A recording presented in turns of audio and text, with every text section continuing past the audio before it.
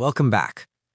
If you watched part 1, you already understand how to protect your finances during global instability: liquidity, debt control, behavioral discipline, financial stability. That was survival mode. But today, we shift from protection to positioning. Hey, this is RJ. And if you're here for part 2, it means you're not just trying to survive uncertainty, you're trying to understand it. Because here's what history quietly proves. During every major global conflict, while many investors panic, others reposition strategically. When Russia invaded Ukraine in 2022, global energy markets reacted immediately. Oil prices surged. Natural gas prices across Europe spiked dramatically. Energy producers experienced gains while broader markets struggled with uncertainty. When the Israel-Gaza conflict intensified and regional tensions expanded across the Middle East, oil volatility returned. Shipping insurance costs increased. Risk perception shifted across global capital markets. When Red Sea shipping disruptions forced vessels to reroute around Africa, freight costs climbed, delivery timelines changed, supply chain pressure resurfaced. Capital did not disappear during these events. It moved. And movement creates opportunity, but only for disciplined investors. The question is not whether war impacts markets. It always does. The real question is, are you positioned for where capital flows next? Today, we move from survival to strategic positioning. War reshapes global systems. It reshapes supply chains. It reshapes defense budgets. It reshapes energy dependency. Look at what is happening right now. The Russia-Ukraine war permanently altered Europe's energy strategy. Nations reduced reliance on Russian gas and accelerated alternative sourcing. That shift triggered long-term infrastructure investment across LNG terminals and renewable capacity. NATO countries significantly increased defense spending following the invasion. Military budgets expanded across Europe and North America. The Israel-Gaza conflict increased geopolitical risk premiums throughout Middle Eastern markets. Investors began pricing in prolonged instability. Red Sea disruptions forced shipping companies to reroute around Africa, increasing fuel consumption and global freight expenses. These are not temporary headlines. They are structural adjustments. And structural adjustments cause capital reallocation. Institutional investors respond by gradually shifting exposure toward energy security, defense sectors, strategic commodities, safe haven assets. But positioning requires discipline, not speculation. Let's begin with diversification beyond borders. Conflict increases regional vulnerability. If your investments are heavily concentrated in one country or one economy, geopolitical instability magnifies your exposure. During the early stages of the Ukraine conflict, European equity markets experienced sharper volatility compared to globally diversified portfolios. A globally diversified investor absorbed shock more effectively than a regionally concentrated one. Strategic positioning means balanced exposure across U.S. markets, developed international markets, select emerging markets with controlled allocation. Diversification does not eliminate risk, it distributes risk, and distribution creates resilience. Smart investors think globally, even if they live locally.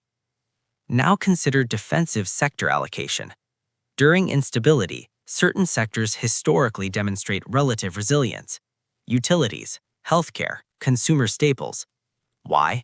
Because regardless of geopolitical conditions, people continue consuming essential services.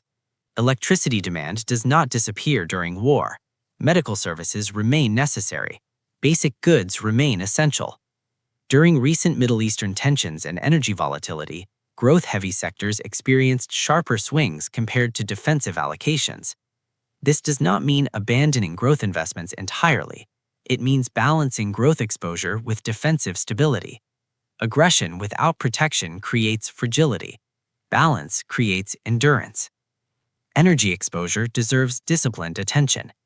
Energy markets respond immediately to geopolitical instability.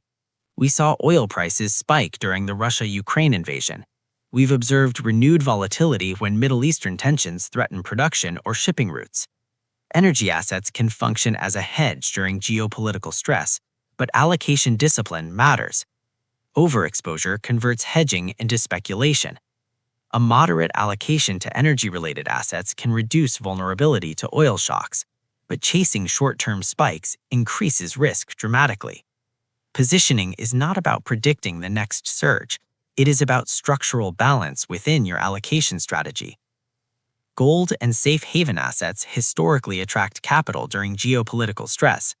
When uncertainty rises, institutional investors often reallocate toward precious metals. During recent Middle Eastern escalations, gold strengthened as risk sentiment increased. Gold does not produce earnings. It does not generate cash flow. Its role is stability. A 5 to 10% allocation can reduce portfolio volatility during unstable cycles. Excessive allocation reduces growth potential. Gold is a stabilizer, not a growth engine. Disciplined allocation matters more than emotional reaction. Now we must address speculation. This is where retail investors frequently make costly mistakes. When headlines dominate news cycles, people rush toward whichever asset appears to be rising fastest. Defense stocks surge, investors chase them. Oil spikes, investors chase energy. Currency volatility increases, traders attempt short-term bets. But short-term speculation during geopolitical conflict is highly volatile. Leveraged trades amplify gains and losses. Professional institutional capital reallocates gradually and systematically. Retail capital often reacts impulsively. Your strategy must be measured. Positioning is proactive. Speculation is reactive.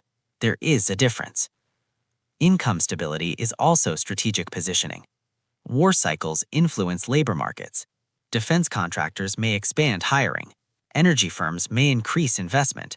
Companies dependent on global trade may experience volatility.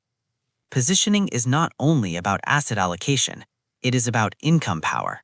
Strengthening skills aligned with resilient industries increases financial durability.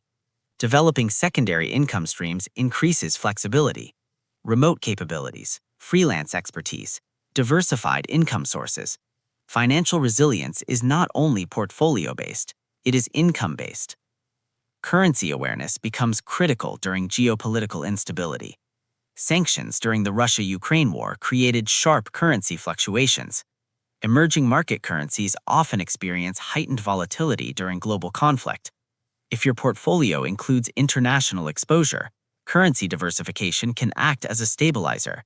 Concentration in a single vulnerable currency increases systemic risk. Global investors evaluate purchasing power across regions. Positioning includes currency awareness. Now we must address psychological advantage. Geopolitical conflict amplifies media intensity. Constant exposure to dramatic headlines increases stress. Stress reduces rational financial decision-making. Fear-driven selling provides liquidity to disciplined buyers. The investor who reacts emotionally transfers value to the investor who remains calm. Positioning requires emotional control. Data must guide allocation decisions. Emotion must not dictate them. Let's step back and observe the pattern. The Russia-Ukraine war reshaped European energy strategy. The Israel-Gaza conflict elevated regional risk perception. Red Sea disruptions altered global trade logistics. Defense budgets across NATO nations expanded significantly. Energy markets experienced renewed volatility. These are structural shifts. Structural shifts lead to capital reallocation. Wealth is not automatically destroyed by uncertainty. It is redistributed through reaction. Protection keeps you stable, but positioning determines whether you merely withstand volatility or strategically advance during it. You cannot control war. You cannot control governments. But you can control your allocation, your diversification, your risk exposure, your income durability, your discipline. In times of global conflict, panic is loud. Strategy is quiet. Be the quiet investor.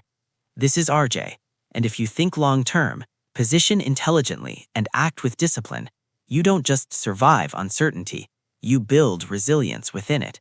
I'll see you in the next one.